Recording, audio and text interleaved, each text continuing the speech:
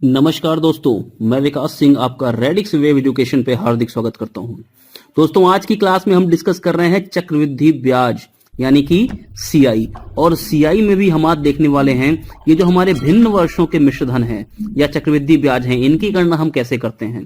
क्योंकि अभी तक हमने जो चक्रवृद्धि ब्याज की गणना की है वो 2 वर्ष के लिए की है, 3 वर्ष के लिए की है, 4 वर्ष के लिए की है ना, ऐसे सारी गणनाएं की हैं। तो यहाँ पर जो वर्ष हमारे हैं वो सारी के सारे वर्ष कैसे हैं, पूर्णांकों में हैं। लेकिन अब जो बात करेंगे वो करेंगे भिन्नात्मक वर्षों की, यानी कि 1.5 वर्ष, 2.5 वर्ष, 2 सहित 5/8 वर्ष, ऐसे सारे हम वर्षों की बात करेंगे और वहां पे सीआई की गणना करेंगे। और यकीन मानो इस तरह के प्रश्नों को 3 तरीकों से हल करेंगे। पहला तो जो तरीका मैं आपको दूंगा वो होगा कंसेप्चुअल वे, यानी कि सीधी सी बात है, कंसेप्ट को बिना जाने कोई और तरीके का इस्तेमाल करना ही असंभव है। दूसरी बात, रेशियो पर इस तरह के प्रश्नों को लेकर चलेंगे। और तीसरी बात भैया यहाँ पे क्या डिस्कस करने वाले हैं, जो हम लोग इक्विवेलेंसी की बात करते थे ना, इक्विवेलेंसी, उससे भी इस तरह के प्रश्नों को हल कर सकते हैं। और अगर चौथे तरीके की बात करें बेटा, तो यहाँ पे ऑप्शन एलिमिनेशन का भी इस्तेमाल कर सकते हैं। ये 4 के 4 तरीके समझेंगे यहाँ पे कि क्या है। जब आपके सामने ये पूरा का पूरा फिगर हो जाएगा, क्लियर हो जाएगा, फिर हम धड़ाधड़ प्रश्नों की तरफ आगे बढ़ेंगे और कई सारे ऐसे प्रश्नों को भी हल करेंगे जो एग्जाम में पूछे गए हैं। और आप देखोगे कि हाँ, ऐसे बहुत सारे प्रश्न हैं जो बहुत आसानी से 8 से 10 सेकंड के अंदर ही सॉल्व किए जा सकते हैं, है ना। तो यहां पे समझने की बात पहले यह है कि कंसेप्ट क्या है इसका और किस हिसाब से हम इन सारी बातों की चर्चा करने वाले हैं। तो चलिए शुरुआत करते हैं। और अगर सेशन अच्छा लगता है तो लाइक, सब्सक्राइब और शेयर जरूर कर देना। सबसे पहले हम बात करेंगे यहां पे भिन्नात्मक वर्षों की। देखिए, इस सब चार्ट को समझने से पहले कुछ बातों का जरा ध्यान दीजिए। अगर मैं आपसे बोलूं कि भाई सीआई का फॉर्मूला क्या है, तो चक्रवृद्धि मिश्रधन का फॉर्मूला क्या होता है, मिश्रधन बराबर मूलधन ब्रैकेट में 1 + R/100 और पूरे की पावर n। ये तो आप सभी जानते हो। जहां पे ए हमारा क्या है, मिश्रधन है, पी क्या है, मूलधन है, रेट यहां पे आर है और एन क्या है दोस्तों, कई लोग इसको जानते हैं कि ये समय है। ये समय नहीं है, मैं आपको पहले ही बता चुका हूं। ये क्या है, ये यहां पे नंबर ऑफ पेमेंट्स है, नंबर ऑफ पेमेंट्स, यानी कि भुगतानों की संख्या है, यानी कुल कितने भुगतान कर रहे हैं उसकी संख्या है, कितनी बार पेमेंट कर रहे हैं उसकी संख्या है। तो एन समय नहीं है। अभी तक हमने जितने भी 8 टाइप्स पढ़े हैं उन सब में हम लोगों ने एक बात की चर्चा हमेशा की है, क्या, कि भैया यहां पे हम हमेशा एनुअल पेमेंट की बात अभी तक करते आए हैं, यानी कि वार्षिक भुगतान की बात कर रहे हैं। और अगर हम वार्षिक भुगतान की बात कर रहे हैं तो सीधी सी बात है, 1 वर्ष में 1 बार करेंगे तो टी वर्ष में टी बार करेंगे, तो ये एन और टी तब सेम हो जाते हैं यहां पे। तब हम इसको चाहे नंबर ऑफ पेमेंट्स बोल दें चाहे वर्ष बोल दें, कोई दिक्कत नहीं होती हमें और प्रश्न हमारा आसानी से हल हो जाता है। लेकिन अगर हम यहां पे पेमेंट की मेथोडोलॉजी को चेंज कर दें, वर्ष में अर्धवार्षिक आधार पे पेमेंट करें, त्रैमासिक आधार पे पेमेंट करें, और चतुर्मासिक पेमेंट करें, तब क्या करेंगे भाई, तब यहां पे एन का मान चेंज होगा, ये वर्ष पर आधारित नहीं होगा। इस बात को ध्यान दीजिएगा। तो पेमेंट प्रणाली से हमारी 2 चीजें इफेक्ट होंगी, एक तो हमारा रेट इफेक्ट होगा यानी कि दर प्रभावित होगा, और दूसरा ये एन प्रभावित होगा यानी कि नंबर ऑफ पेमेंट्स प्रभावित होगा। और इन्हीं दोनों के बारे में हम लोग आज पूरी चर्चा करेंगे, जरा समझेंगे। और एक बात और, केवल ये नहीं कि मैं आपको 1.5 साल 2.5 साल का पूरा ये सीआई निकालना सिखा दूंगा, मैं इसके आगे प्रभावित दर को भी डिस्कस करूंगा आज। यानी कि सीआई में ये जो पॉइंट वाले क्वेश्चंस हैं, इनसे बढ़कर, इनसे बचकर कोई और क्वेश्चन आपके एग्जाम में कभी नहीं पूछा जाएगा। तो चलिए शुरुआत करते हैं और जरा समझते हैं बातों को। तो एन के बारे में ध्यान रखिए आप, यहां पे एन क्या है, नंबर ऑफ पेमेंट्स है, इस बारे में आप जानते हैं अच्छे से। देखिए, अगर हम रेट की बात करते थे, दर की, तो क्या बोलते थे रेट के बारे में, कहते थे ना कि 1 वर्ष में जितना ब्याज मिलता है, 1 वर्ष में जितना ब्याज मिलेगा, जितना इंटरेस्ट मिलेगा, उसी को क्या बोलते हैं, रेट बोलते हैं, रेट परसेंट। यानी ये रेट परसेंट क्या है, ये वार्षिक आधार पर तय होती है ना, 1 वर्ष की है ये, तो वार्षिक आधार पर तय हो रही है, ठीक है।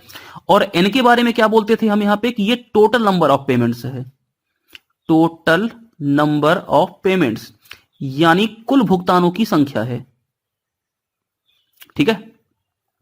जैसे अगर मैं मान लो यहां पे बात करता हूं, जरा कुछ समझिएगा बहुत ध्यान से इस चार्ट को, ठीक है। मैंने इसलिए चार्ट बना लिया कि आपका समय बचेगा यहां पे। देखिए, अगर मैं 1 वर्ष की बात करूं, समय मेरे पास दिया गया है 1 वर्ष, यानी ये टी है, ये क्या है, ये टी है, ये 1 वर्ष दिया है। और जो मेरी मेथोडोलॉजी है पेमेंट करने की वो कैसी है, वो वार्षिक आधार पर है। तो अगर एनुअल है, वार्षिक आधार पे है, इसका मतलब एक साल में एक बार पेमेंट करेंगे। तो जो दर होती है ना, ये दर को ध्यान रखिए, ये क्या है, ये एक वर्ष में हम कितनी बार पेमेंट कर रहे हैं उस पर आधारित है।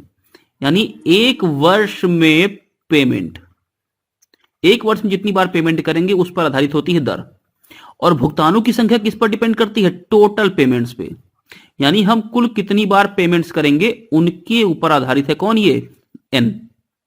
तो अगर हम एक वर्ष समय लेकर चल रहे हैं तो इस एक वर्ष में हम एक बार पेमेंट भी करेंगे, क्योंकि हमारा पेमेंट का तरीका क्या है, वार्षिक है। तो एक साल में एक बार पेमेंट कर लेंगे, इसलिए आर जो है वो आर ही रहेगा, उस पर कोई फर्क नहीं पड़ेगा। और एन कितना हो जाएगा, नंबर ऑफ पेमेंट्स, एक साल की बात है तो एक ही बार पेमेंट कर पाए। अगर मैं 2 वर्ष की बात करूं और वार्षिक आधार पे ही भुगतान करूं तो भाई सीधी सी बात है, एक वर्ष में एक ही बार पेमेंट करेंगे, तो रेट पर कोई फर्क नहीं पड़ेगा, रेट वही रहेगा R%। लेकिन अब एन कितना हो जाएगा, 2 हो जाएगा, क्योंकि एक साल में एक बार करेंगे तो 2 साल में 2 बार करेंगे। तो आप देख सकते हैं यहां पे जो समय है और जो यहां पे एन है उसमें कोई फर्क नहीं पड़ा, दोनों सेम सेम है, और दर हमारी R% है ही है। ठीक है, आगे हम बात करते हैं जरा कुछ और प्रणालियों की। जरा देखिए, अगर मैं एक वर्ष की बात करूं, समय मेरे पास कितना है, एक वर्ष, लेकिन मैं पेमेंट कितना कर रहा हूं, कैसे कर रहा हूं, अर्धवार्षिक यानी हाफ ईयरली। कैसे कर रहा हूं, हाफ ईयरली पेमेंट कर रहा हूं। अगर मैं हाफ ईयरली कर रहा हूं तो मतलब मैं 6 महीने पे पेमेंट करूंगा। यानी कि पहले 6 महीने पे मैं एक बार पेमेंट करूंगा, फिर अगले 6 महीने पे एक बार करूंगा। इसका मतलब एक वर्ष में मैं 2 बार पेमेंट करूंगा। बात समझ में आ रही है। तो रेट कितना हो जाएगा मेरा, हाफ हो जाएगा, क्योंकि देखिए मैं एक वर्ष में जो पेमेंट करता हूं वो मेरा रेट % होता है। तो अगर एक साल में मेरा रेट % यानी एक साल में मुझे ब्याज मिलेगा R%, तो मुझे आधे साल 6 महीने का मतलब क्या हो गया, आधे साल में कितना ब्याज मिलेगा, R%/2 मिलेगा कि नहीं मिलेगा। यानी अगर समय आधा हुआ तो मेरी जो दर % है वो भी आधी हो जाएगी। तो देखिए दर % कैसी हो गई, आधी हो गई है। तो दर % किस पर डिपेंड कर रही है, एक वर्ष में कितना पेमेंट कर रहे हैं। ठीक है, अगर मैं 1.5 वर्ष ले लूं, जरा समझना, और मैं पेमेंट कैसा कर रहा हूं, अर्धवार्षिक कर रहा हूं, यानी हाफ ईयरली कर रहा हूं। तो भाई हाफ ईयरली करूंगा तो 1.5 साल में पहले 6 महीने पे एक बार करूंगा, दूसरे 6 महीने पे एक बार करूंगा, और तीसरे 6 महीने पे एक बार करूंगा। यानी एक बार, दूसरी बार यहां पे, तीसरी बार यहां पे, टोटल 3 बार पेमेंट करूंगा। तो जब हाफ ईयरली की बात कर रहे हैं तो 6 महीना यहां, 6 महीना यहां, 6 महीना यहां, हमने क्या किया, 3 बार पेमेंट किया। आप देखो समय तो 1.5 वर्ष ही है, लेकिन हमारी जो ये एन है इसकी वैल्यू चेंज हो गई ना, कितनी हो गई, 3 हो गई। तो अब आप पावर में एन रखते हो ना कि 1.5 रखते हो। मेरी बात समझ में आ रही है। पेमेंट की मेथोडोलॉजी कैसी है हमारी, यहां पे अर्धवार्षिक है, तो ध्यान रखिएगा इस बात पे। अगर हमारी समय की मांग आधी हुई तो दर भी आधी हो जाएगी। एक साल में जितनी बार पेमेंट करेंगे उसी से डिवाइड कर देंगे, दर निकल के आ जाएगी हमारी। ठीक है, तो मेरे ख्याल से बात समझ में आ गई। यदि मैं अब आपसे यहीं पे पूछ लूं दोस्तों कि अगर मैं 2 वर्ष के लिए पेमेंट कर रहा हूं, समय मेरा 2 वर्ष है, और पेमेंट का जो मेरा तरीका है वो हाफ ईयरली है, तो बताओ दर क्या होगी और बताओ एन क्या होगा। आप बोलेंगे कि दर हमारी किस पर डिपेंड करती है, एक साल के पेमेंट पर, है ना। तो यदि मैं 2 वर्ष की बात कर रहा हूं तो उससे नहीं इफेक्ट होगी रेट हमारी। हमारा पेमेंट की मेथोडोलॉजी हाफ ईयरली है। इसका मतलब एक साल में R% है तो आधे साल में कितनी हो जाएगी, R/2%। यानी रेट अभी भी हाफ रहेगा, लेकिन एन कितना हो जाएगा। अब देखो 6 महीने पे पेमेंट करेंगे तो ये 2 साल का मतलब 24 महीना हो गया। इसका मतलब पेमेंट कितना बार करेंगे, 4 बार करेंगे। भाई 6 चौका 24 है ना। तो एन की वैल्यू कितनी हो गई, 4 हो गई। ध्यान रखना इस बात को। आगे आते हैं और जरा बात करते हैं आगे की। देखिए यदि मैं यहां पे बोलूं 1 वर्ष का समय है और मैं पेमेंट कर रहा हूं त्रैमासिक। त्रैमासिक का मतलब 3-3 महीने पे। जरा देखना, ये पूरा 12 महीना 1 साल हो गया। ये पहला 3 महीना, ये दूसरा 3 महीना, 3-3 6, 3-3 9 और 3 चौका 12, 12 महीने हो गए। तो देखो हमने कितनी बार पेमेंट किया, 1 बार, 2 बार, 3 बार, 4 बार पेमेंट कर दिया। इसका मतलब कि 1 साल में 4 बार पेमेंट कर रहे हैं तो दर मेरी बाई 4 हो जाएगी। यहां पे R/4%, यहां पे R/4%, यहां पे R/4% और यहां पे R/4% दर हो जाएगी। तो देखो दर कितनी हो गई, 1/4, यानी कि R/4। तो त्रैमासिक पेमेंट पे दर हमारी कैसी होगी, R/4 हो जाएगी। अच्छा, 1 साल में कितनी बार हमने, क्योंकि समय कितना था 1 साल, हम 3-3 महीने पेमेंट कर रहे हैं तो हमने कितनी बार पेमेंट करना है, कुछ 4 बार। बात समझ में आई? यदि हमें 2 साल दिया होता, अगर हमारी जो पेमेंट की मेथोडोलॉजी है वो त्रैमासिक ही होती, तब क्या करते? तो 1 साल में कितनी बार कर रहे हैं? 4 बार, इसलिए r/4। तो देखो त्रैमासिक पे आर पे फर्क नहीं पड़ेगा, ये r/4 ही रहेगा हमेशा। वर्ष से डिपेंड नहीं कर रही है ये आर, ये किस पर डिपेंड कर रही है कि हम 1 साल में कितनी बार पेमेंट कर रहे हैं, इस पर डिपेंड कर रही है। क्लियर है? 1 साल में 4 बार कर रहे हैं तो हमारी आर कैसी हो गई? बाई 4 हो गई। अब यदि मैं आपसे बोलूं कि भाई हम सीधी सीधी बात कर रहे हैं कि एन कितना होगा, तो आप देखो 1 साल में करेंगे 4 बार, तो 2 साल में कितना करेंगे? 8 बार। एन की वैल्यू कितनी हो गई? 8 हो गई। अरे बात समझ में आ रही है आपको? तो मेरे ख्याल से ये आप क्लियर कर चुके होंगे।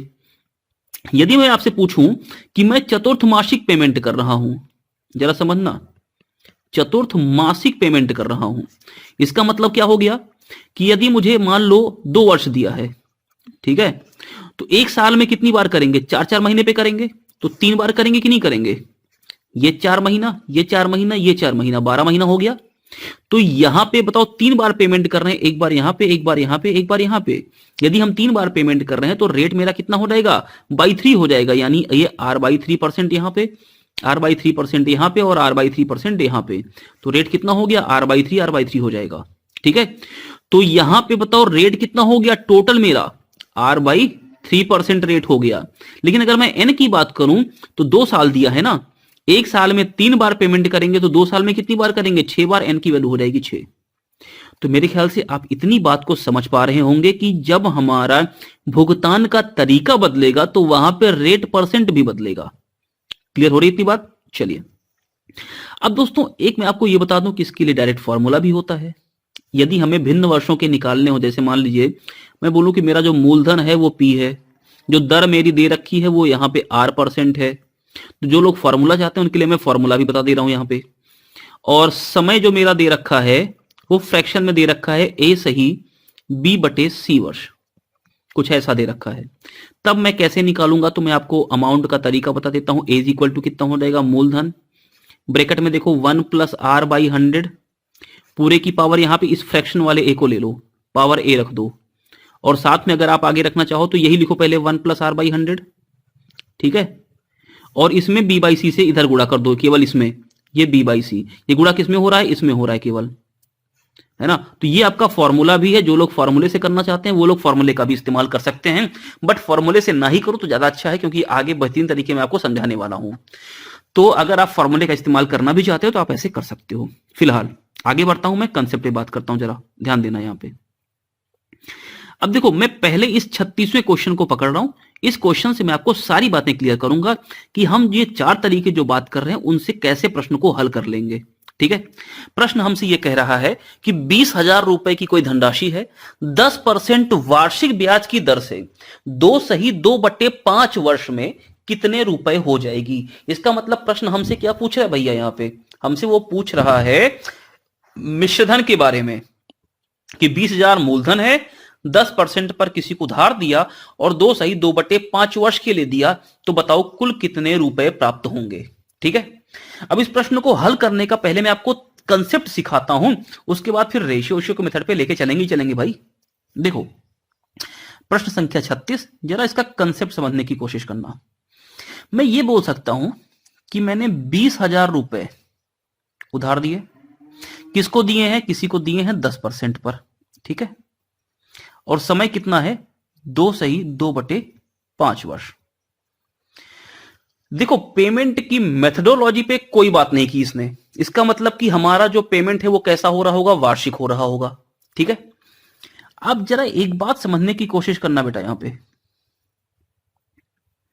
ये 2/5 वर्ष जो है, इसमें मैं बोल सकता हूं कि मैं 2 वर्ष का CI निकाल लूं और फिर 2/5 वर्ष का CI निकाल लूं और दोनों को जोड़ दूं तो मेरा क्या बन जाएगा? 2/5 वर्ष का CI मिल जाएगा। जरा समझना, पहले मैं 2 वर्ष का CI निकाल रहा हूं। मैंने बोला कि 20,000 रुपए की धनराशि है, 10% पर दी गई है, 2 वर्ष का CI कितना होगा? तो इसको निकालने के मैंने आपको बहुत सारे तरीके बताए हैं। आप 2 और 1 के रेशियो का इस्तेमाल कर सकते हो, आप रेशियो मेथड का इस्तेमाल कर सकते हो। तो चलो मैं आपको दोनों तरीके यहां पे बता देता हूं, जिन लोगों ने नहीं पढ़ा वो जरा समझ लें। 20,000 रुपए की राशि को अगर मैं 10% की दर से निकालूं और 2 वर्ष के लिए निकालूं तो CI कितना होगा? तो मैं यहां पे एक बार 2 और 1 का रेशियो ले रहा हूं। कैसे करते थे हम? 20,000 का 10% कितना हो गया? 2,000। ये पहले वाले 2 के नीचे लिख दो।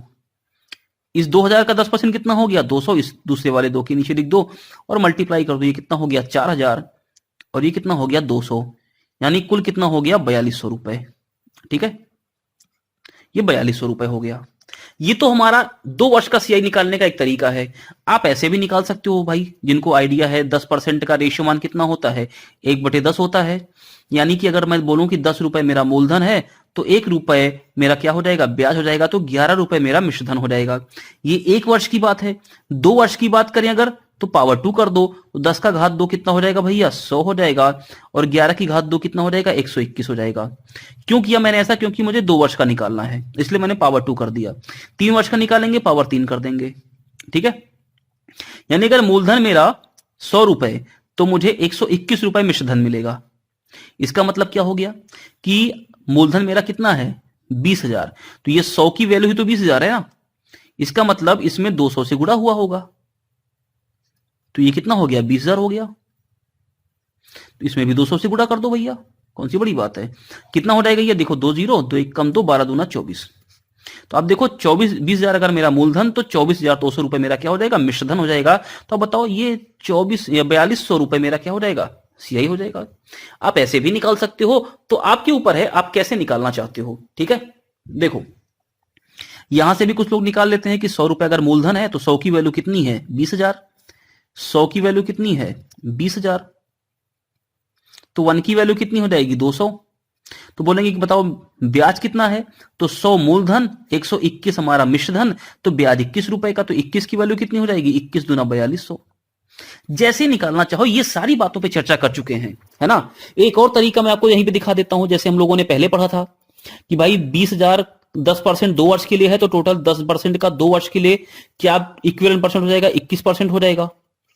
यानी कि 20,000 का 21% निकाल दो, कितना हो जाएगा? 4,200। ये भी आप डायरेक्टली निकाल सकते हो। तो ये सारे तरीके हम लोगों ने पढ़े हैं, इसके बारे में मैं अब ज्यादा चर्चा नहीं करूंगा। अगर आपको इसको समझना है तो हम लोगों ने सीआई की पहले क्लासेस इसको ले रखी है।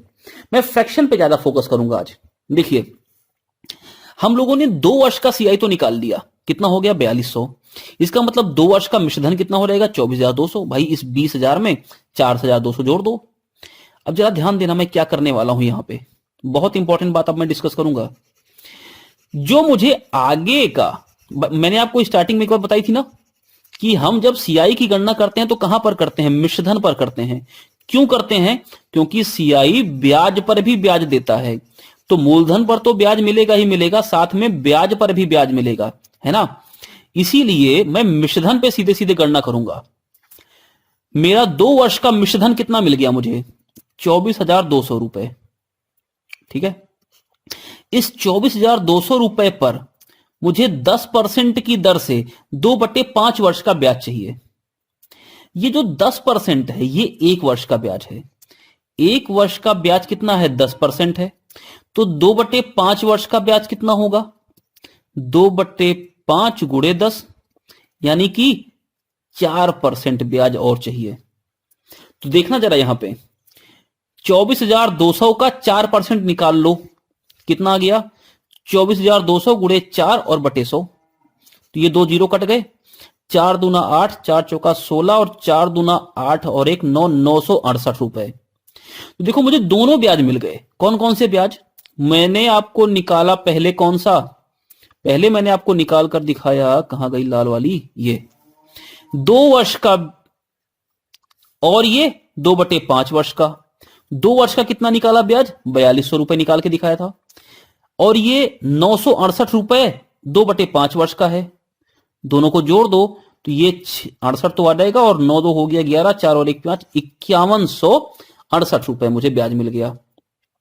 अब अगर मुझसे प्रश्न ने क्या पूछा है कि मिश्रधन कितना होगा, तो मैं क्या करूंगा? इसी 20,000 में टोटल मुझे कितना ब्याज मिला है? 2 सही 2/5 वर्ष का 5,168, जोड़ दो हो जाएगा 25,168। तो ये इसका कंसेप्ट है दोस्तों कि कैसे हम इस तरह के प्रश्नों को हल कर सकते हैं, है ना। तो मेरी ये उम्मीद है कि आपको ये कंसेप्ट समझ में आ चुका होगा। मैं आगे बात करने वाला हूं, किसकी जरा समझिएगा, रेशियो मेथड की। ध्यान देना यहां पर। अगर मैं अब यहां पे रेशियो मेथड का इस्तेमाल करूं तो कैसे करूंगा, जरा इसको ध्यान दीजिएगा। पहले साल दर कितनी है? 10%। 10% दर का रेशियो मान कितना होता है? तो आप जानते हो अच्छे से, 1/10 होता है। तो मैंने बोला कि पहले साल अगर 10 रुपए मूलधन है तो 1 रुपए ब्याज मिल जाएगा, जिसका मतलब 11 मिश्रधन हो जाएगा। तो ये क्या है? ये है मूलधन, और ये क्या है? ये है मिश्रधन। तो ये पहले वर्ष की बात कर रहे हैं, 10 से 11 हो गया। दूसरे वर्ष भी 10 से 11 ही होगा, क्योंकि मैंने आपको बताया है कि पहले वर्ष में जो मूलधन और मिश्रधन में अनुपात होता है, वही पहले वर्ष के मिश्रधन और दूसरे वर्ष के मिश्रधन में अनुपात होता है। ये तो 2 वर्षों का हो गया, ठीक है। अब 2/5 वर्ष का, तो एक वर्ष की दर 10%, तो 2/5 वर्ष की दर कितनी? तो 10 गुणे 2/5 कितनी आ गई? 4% आ गई। तो ये 4% का रेशियो मान अगर निकालें तो कैसे निकालते हैं? 4/100 कर देंगे, आ जाएगा 1/25। तो ये 25 रुपए मेरा क्या हो गया? मूलधन हो गया। इस पर 1 रुपए ब्याज मिल रहा है, कितना मिल रहा है? 26 रुपए। इन्हीं को खड़े खड़े गुणा करना है, लेकिन गुणा करने से पहले एक बात जरा समझ लेते हैं। 2 से कट जाएगा, ये 5 बार, 2 से ये कटेगा 13 बार। तो ये हो गया 10 गुणे 5 50, 50 गुणे 25 कितना हो गया? 50 गुणे 25 हो जाएगा 125 जीरो। और यहां पर कितना हो गया? 11 गुणे 11, 121 गुणे 13 कर देंगे, तो 121 गुणे 13 कर दें तो 13 एकम 13, और 13 दूना 26, और 1 27, और 13 एकम 13, और 2 हो गया 15। 1250 मेरा क्या है? मूलधन है। 1573 क्या है? मेरा मिश्रधन है। तो भैया ये बताओ, अगर 1250 मेरा मूलधन, तो मिश्रधन कितना? 1573। मेरा मूलधन कितना है? 20,000। इसका मतलब इसी 1250 की वैल्यू कितनी है? 20,000 है। तो 1 की वैल्यू कितनी हो जाएगी? 20,000 और बटे 1250। तो 1573 की वैल्यू कितनी हो जाएगी? गुणे 1573। देखो 0 से 0 कटा, 25 पंचे 125, 25 अट्ठे 200 हो गया कितना? 80। और 5 से 80 कटा 16 बार, मल्टीप्लाई कर दो, 16 तिया 48, और 16 सत्ते 112, और 4 कितना हो गया? 112, और 4 116 है ना, 11 आ गया। और 16 पंचे 80, और 11 कितना हो गया? 91 का 1 कैरी आ गया 9, और 16 एकम 16, और 9 कितना हो गया? 25। 25 168 रुपए का क्या मिल गया? टोटल मिश्रधन मिल गया। तो ये आपका दूसरा तरीका है प्रश्न को हल करने का, रेशियो का मेथड का इस्तेमाल करके, ठीक है। आगे के तरीकों पे बात करते हैं, जरा ध्यान दो। रेट परसेंट पे ही डिस्कस करेंगे सारा का सारा काम। पहले वर्ष हम सबसे पहले दर निकाल लेते हैं कैसी कैसी। पहले वर्ष की दर कितनी है? 10% है। दूसरे वर्ष की दर कितनी है? 10% है। तीसरे साल यानी कि ये 2/5 वर्ष की तो दर निकालनी है, तो 2/5 की दर कितनी हो जाएगी? 4% हमने निकाला अभी। क्या मैं इन तीनों का इक्विवेलेंट नहीं निकाल सकता दरों का? बिल्कुल निकाल सकता हूं। 10 और 10 का इक्विवेलेंट कितना हो जाएगा? ये 21%। और साथ में इस 4 का इक्विवेलेंट निकालना है, तो ये फॉर्मूला लगाते हैं ना, x plus y plus x y बटे 100। तो 21 प्लस 4 हो गया 25, और 21 गुणे 25 सॉरी 4/100 कितना हो गया? 21 4 25, और प्लस 21 चौका 84, और 100 से डिवाइड कर देंगे हो जाएगा 0.84, हो गया 25.84%। इतना ब्याज मिलेगा टोटल। तो भैया 25.84% कैसे निकालेंगे? तो 25% पहले निकाल लो, और प्लस 0.84% फिर निकाल लो। 25% का मतलब 20,000 का 1/4 भाग। 20,000 का 1/4 कितना होता है? 5,000। इसका मतलब 5,000 तो ब्याज मिलेगा मिलेगा, कुछ और मिलेगा। तो भैया अगर 5,000 रुपए से ज्यादा ब्याज मिलेगा, इसका मतलब मिश्रधन 20,000 प्लस 5,000 25,000 से ऊपर होना चाहिए। 25,000 से ऊपर होना चाहिए, तो तीनों गलत। ऑप्शन कौन सा? B part. अरे बात समझे? तो प्रश्न के ऑप्शन तक पहुंचना भी इंपॉर्टेंट है कि कैसे पहुंचेंगे। मेरी बात समझ में आ रही है आपको? चलिए और तरीका देखिए इसका। कितने तरीके चाहिए तुमको? लो ना, कितने तरीके चाहिए। मिश्रधन निकालना है। 20,000 मेरा मूलधन, 10% का जो हमारा मान होता है फ्रैक्शन, जिसको हम ब्याज गुणांक बोलते हैं। 100 में 10 जोड़ो 110, और 100 से डिवाइड कर दो 1.1। पहले साल का इंटू 1.1, दूसरे साल का इंटू 1.1। तीसरे साल का 2/5 वर्ष का कितना निकला? 4% निकला, तो 1.04। कैसे निकाला? 100 में 4 जोड़ो 104, 2 अंक के दशमलव लगाओ 1.04। इसी को सॉल्व कर लो, आंसर आ गया। अब बोलोगे इसको कैसे सॉल्व करना इतना बड़ा, तो पहले जरा देखो दशमलव कितने हटेंगे, तो ये 4 जीरो 1 2 2 4 से हट गए, यानी 2 गुणे 11 गुणे 11 गुणे 104। ऑप्शन में देखो इकाई के स्थान पे क्या आना चाहिए, 8 आना चाहिए। पहला ऑप्शन गलत, इकाई के स्थान पे 8 नहीं है। बोलो, 3 ऑप्शन बचे हैं अभी, आगे बात करते हैं। जरा देखो, अगर मैं 11 से गुणा कर रहा हूं, 11 से अगर मैं गुणा कर रहा हूं, तो सीधी सी बात है 11 से गुणा करने पे जो मेरा उत्तर होगा वो 11 से कटेगा भी कटेगा। 11 की डिविजिबिलिटी चेक करते हैं। आओ, 8 1 9 और 2 11 और 6 5 11, दोनों तरफ 11 11 आ रहा है, ये ऑप्शन हो सकता है। 8 1 9 2 11 और 6 4 10, ये नहीं हो सकता। 8 1 9 2 11 6 4 10, ये नहीं हो सकता। खत्म, ये प्रश्न का उत्तर है। कितने तरीके लोगे भाई साहब, लो ना, कितने साल के निकालने हो, डिविजिबिलिटी का इस्तेमाल कर लो, जो भी मेथड का इस्तेमाल करना चाहते हो हर मेथड का इस्तेमाल कर लो। जितने तरीके मैंने बताए हैं इसके बाहर से कोई भी तरीका होता ही नहीं है। फॉर्मूले का इस्तेमाल करना चाहते हो फॉर्मूले का इस्तेमाल कर लो, जो करना है कर लो भाई। आओ फॉर्मूले से भी दिखा देते हैं इस प्रश्न को हल करके। 20,000 रुपए मेरा मूलधन इंटू 1 प्लस आर, आर कितना है 10/100, पावर कितनी ए होती है ना, ये क्या है, ये ए सही b/c, ध्यान रखो इसको। ए कितना है यहां पे 2 है, तो पावर 2 कर दो, इंटू 1 प्लस आर बाई 100 यानी 1 प्लस 10/100, और इसमें किससे गुणा करना है, इस b/c से यानी 2/5 से। सॉल्व कर लो भाई साहब, ये कितना हो गया 20,000, ये हो जाएगा 11/10, 11/10 का स्क्वायर कर दो, कितना हो गया 121, और बटे यहां पे 100, गुणे देखो ये कितना हो गया, ये 0 0 कट गया, आ गया 2/50 यानी 1/25, और 25 से कम 25 से 26/25 हो गया। 2 0 यहां से कट के यहां गया, और अगर मैं देखूं यहां पे तो देखो ये कितना है 121 इंटू 200 इंटू 26, 25 से भाग कर दो, 25 अट्ठे कितना हो गया 200 हो गया, तो 8 गुणे 121 गुणे 26, आप इसको मल्टीप्लाई कर लो, आपको यही ऑप्शन मिल जाएगा, बी पार्ट।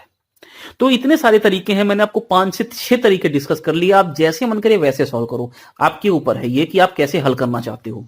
ठीक है, आगे बात करते हैं, जरा समझिए प्रश्न संख्या 37 को। 2400 10% की दर से 1.5 वर्ष में कितने रुपए हो जाएगा यदि ब्याज का संयोजन छमाही होता है।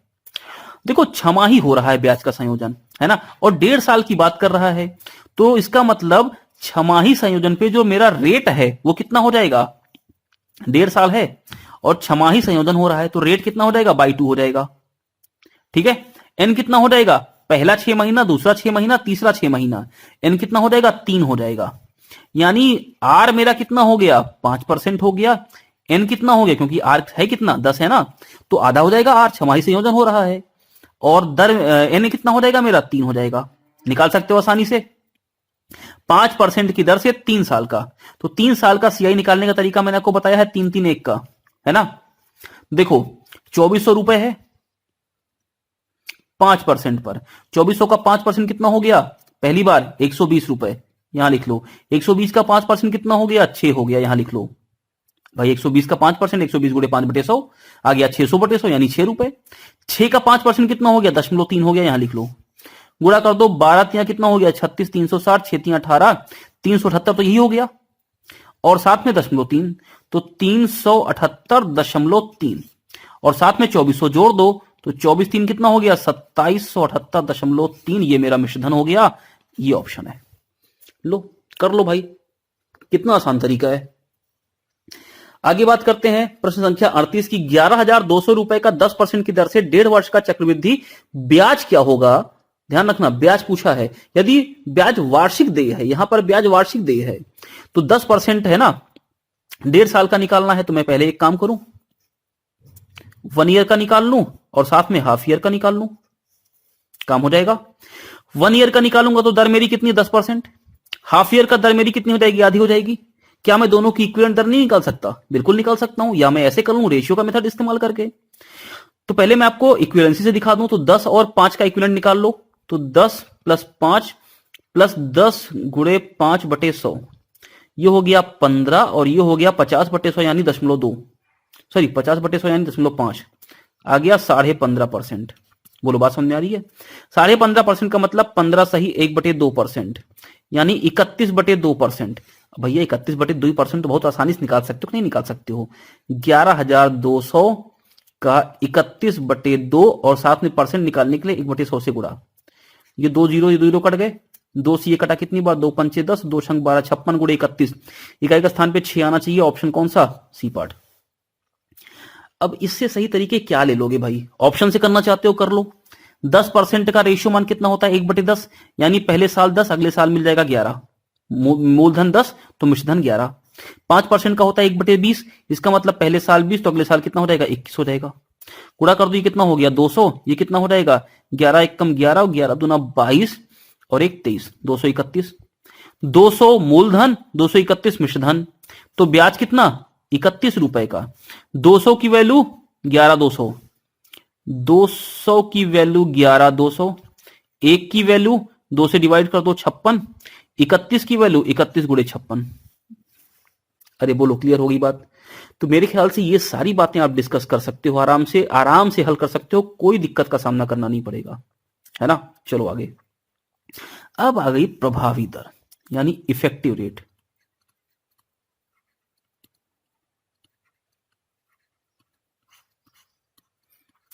ये इफेक्टिव रेट क्या होती है भाई?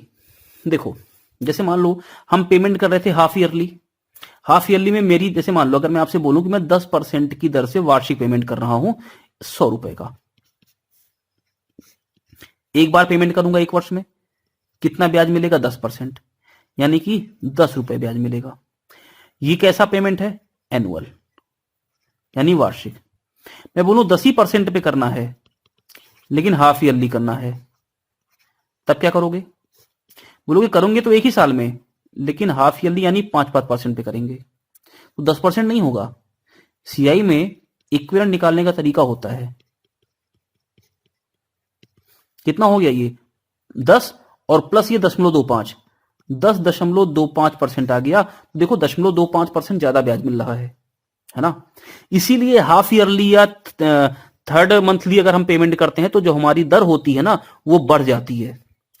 तो एक वर्ष में टोटल जितनी हमारी दर है उन सब की इक्विवेलेंट दर को हम इफेक्टिव दर बोलते हैं। जैसे मैं अगर बोलूं कि इस 10% की हाफ ईयरली पेमेंट पे प्रभावी दर कितनी है, इस 10% की हाफ ईयरली पर प्रभावी दर कितनी हो जाएगी, तो अब मुझे 10% नहीं मिलेगा ब्याज, अब मुझे 10.25% मिलेगा। तो इस 10% की हाफ ईयरली पर इक्विवेलेंट दर कितनी हो जाएगी? 10.25%।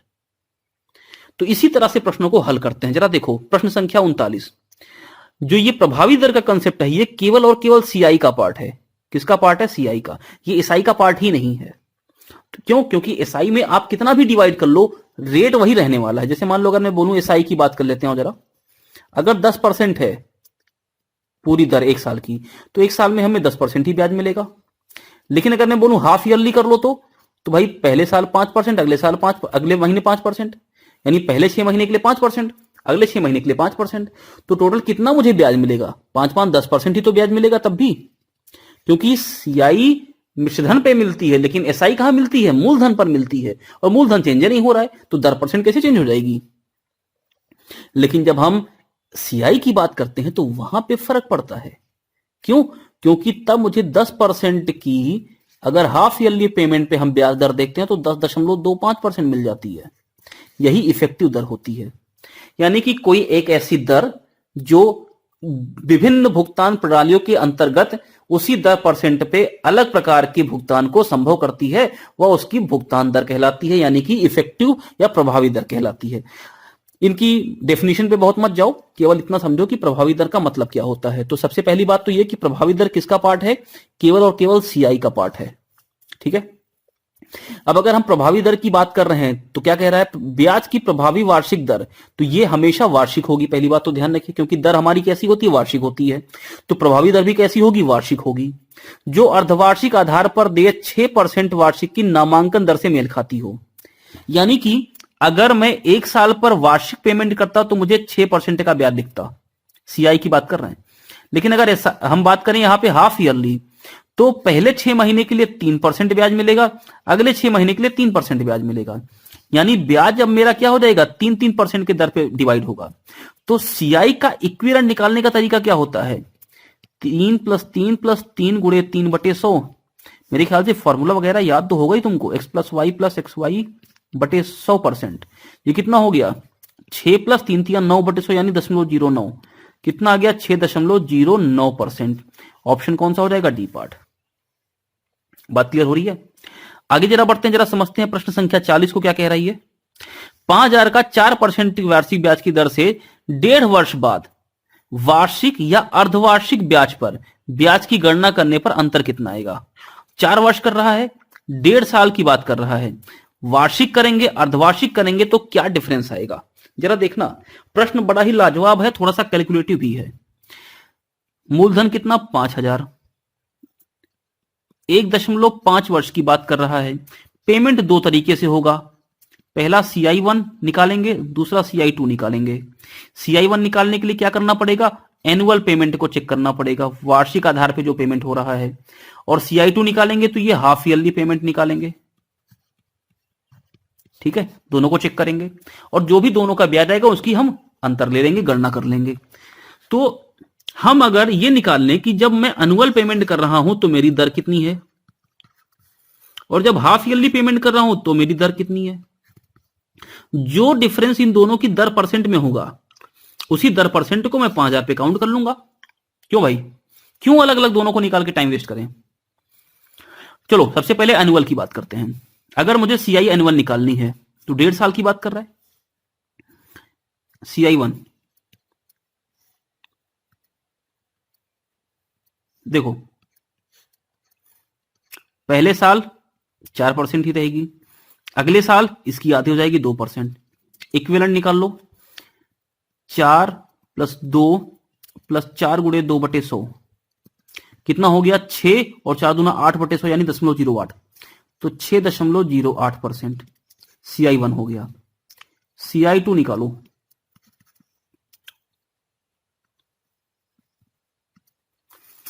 हाफ ईयरली करेंगे। देखो अब ऐसे 3 महीने है ना, 3 बार 6 महीने है ना, तो 6 महीने पे 2%, 2% और 2%।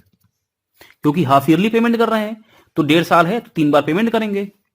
इन दोनों का इक्विवेलेंट कितना रहेगा दोस्तों, तो 2 4 और प्लस 2 दूना 4/100 यानी 0.04 और साथ में 2% और।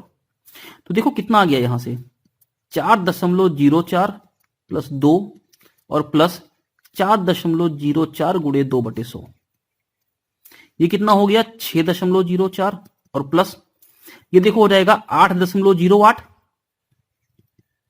और 100 से भाग कर देंगे तो 0 लगा कि यहां पे 0 आ जाएगा यानी 0.0808। अगर मैं इसको जोड़ दूं तो कितना हो जाएगा, 6.1208। यहां से 6.08, यहां से 6.1208। बात समझ में आ रही है, कितना डिफरेंस आ गया दोनों में। अगर मैं घटा दूं तो ये CI1 है, ये CI2 है, दोनों में डिफरेंस कितना आ गया, तो 6.08 माइनस कर दो, कितना आ गया 0.0408। इतने परसेंट का डिफरेंस आएगा। इसी को तो कैलकुलेट करना है 5,000 रुपए पर। आओ कैलकुलेटिंग, 5,000 का 0.0408%, 0.0408% का मतलब बटे 100। देखो 2 जीरो तो यहां से कट गए, 5 का 1 जीरो इस दशमलव को यहां पे लेके चला आएगा। ठीक है, तो कितना हो गया, 5 गुणे 0.408 गुणा कर दो, 5 अठे 40 और 5 चौका 20, 3 अंक पे दशमलव है, 2.04। Option A part. मेरे ख्याल से इतनी बात तो समझ में आ गई होगी भाई। तो मैं रेट परसेंट निकाल के भी प्रश्न का उत्तर निकाल सकता हूं, या मैं ऐसा कर लूं कि मैं 2% पर क्या करूं, सबसे पहले CI2 निकाल लूं, CI1 निकाल लूं, दोनों CI निकालने के बाद मैं घटा दूं तो वहां से भी मेरे प्रश्न का उत्तर आ जाएगा। तो ये आपकी मर्जी है कि आप प्रश्न को कैसे हल करना चाहते हो। मेरे ख्याल से इतनी बात क्लियर है। चलो तो आज की क्लास को यहीं पे समाप्त करते हैं दोस्तों, मिलते हैं नई क्लास में। इस सेशन में हम लोगों ने बहुत से तरीके देखे हैं कि हम एक प्रश्न को कैसे हल कर सकते हैं, है ना। तो प्रश्न को हल करने के लिए हमें कुछ नहीं चाहिए, सीधा सीधा हमें रेट परसेंट पे काम करना है। मैंने आपको 5 से 6 तरीके बताए हैं इस तरह के क्वेश्चंस को हल करने के लिए। तो अगर आज की क्लास अच्छी लगती है तो मिलते हैं नई क्लास में। एक बार लाइक, सब्सक्राइब और शेयर कर देना। तब तक के लिए धन्यवाद।